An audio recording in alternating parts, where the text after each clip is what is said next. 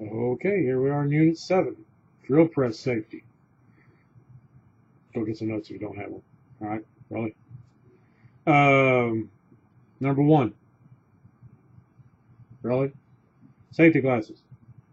Drill press, you got to have it, believe me. Number 2, know how to stop the drill press. It's got a switch right there at the top that says off. That's how you turn it off. Okay, that's how you stop it. It's not rocket science. Number 3, we've got to talk about long hair, clothing, stereo wires, rings again. Tie it back, take it off, do whatever you got to do, but get it out of harm's way.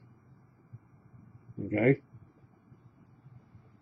Number 4, drill bits. I'm going to read this a little bit here for you. I know it's not normally how we do it, but I'm going to do this.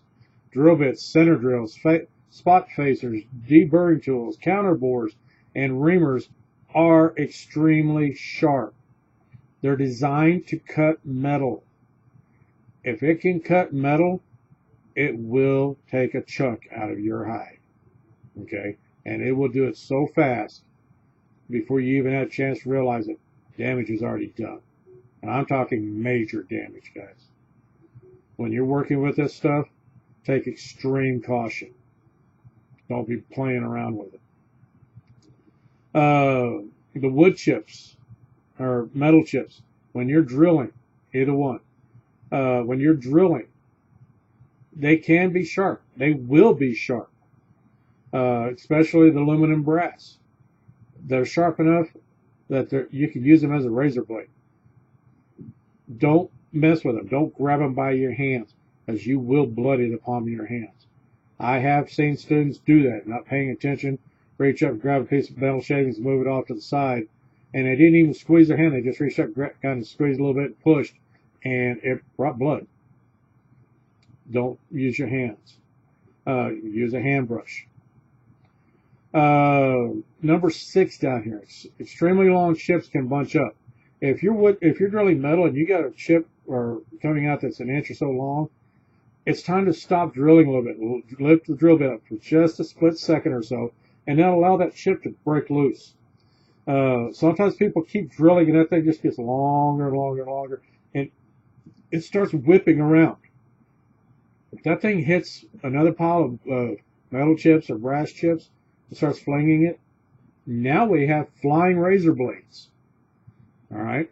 When you're drilling, drill in, back out, let the chip break loose. That gives a chance for the drill bit for just a moment to cool if it needs to. And then you can drill a little bit more, back out again. You don't have to drill all the way through. I'm doing this motion right here because that's the arm on the side of the drill press. You pull that down and it forces that drill bit to go down into that part. And if you don't stop occasionally and let that chip break loose, you're, again, asking to get hurt. Okay? Number 7 again. Don't measure the part while you're working with it. Shut the drill press off, then measure. Okay? Number 8. Before changing the tools or chucks, make sure the motor is shut down. Turn the power off. Okay? If you're making major changes, disconnect the power. Okay, you probably can hear the end of the class alarm going off out there. I'm sorry. We're just going to let it keep playing. Make sure the workpiece is securely fastened to the table of the drill press.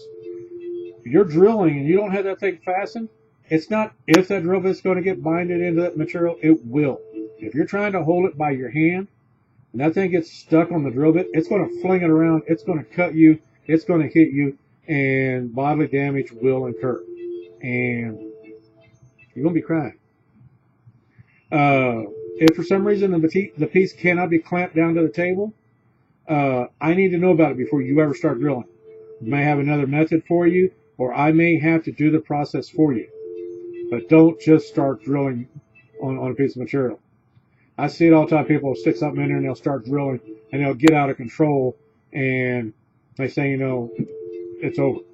The damage is done. Number 12. Before powering up the spindle, make sure all the tools are off the table. A nice little table up there makes a nice little place to put the chuck key, stuff like that. Before you start working, get rid of them. The chuck key. The chuck key is what we use to open and close the chuck that holds the drill bit, the reamer, whatever we're using. When you're done tightening it up, take that chuck key out of the drill chuck. I've seen some people in the years past forget to do that, and they hit that switch, and that key will fly across the room. And been very fortunate. All I've done is hit the wall and knock the paint off the wall. But just imagine what it could do to you. Number 13, calculate the spindle speeds before.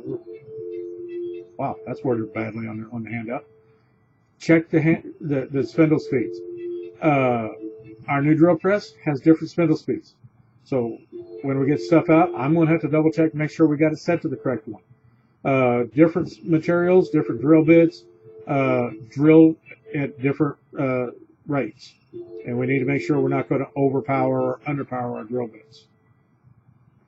If you have to drill a hole over the solid part of the table, put a piece of sacrificial plywood underneath it. Matter of fact, I already have a piece laying on the table just for that purpose, so we don't inadvertently try to drill into the tabletop. That tabletop's hardened steel. You try to drill into it, you're going to run the drill bit. Know the physical properties of the material being cut. Brass cuts one way, aluminum cuts another, wood cuts another. You need to know what proper drill bit to use, what proper speeds to use, and just know for a fact, when I drill this, what's going to happen. All right? I skipped number 15. I'm sorry. I'm going to back up to it. Our drill press does not have a lock on it. Our old one did. You can lock the spindle in a certain position and it'd stay there. Ours is spring loaded. It goes down when you're drilling. When you let go of it, it goes back up. It stays up there and it won't come down. But for the test, make sure you lock it. In some cases, we will have to apply some coolant, especially if we're drilling into brass or steel. Coolant keeps the drill bit cool, allows it to cut better. Number 18, if we're using coolant, got to check the floor stuff, make sure it doesn't have anything down there for you to slip on. All right, remember, put a little oil on top of a wax floor, and we have a skating rink again. Number 19, if the piece begins to vibrate or shake in the machine, stop. Just turn the power off. Something's not right. It's either fixing to come out of the clamp or the bit's fixing to break, whatever. Shut the machine off immediately. I would rather sacrifice a piece of material than you getting hurt. Okay? Material's cheap. Getting you fixed up is not. All right? Okay. Take the time to read back through these. I did not read some of those long ones all the way through. Make sure you do. All right?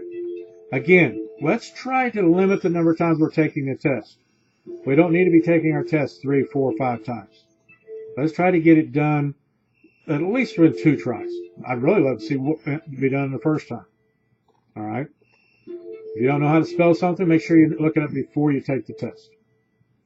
All right. So that's everything. See you later.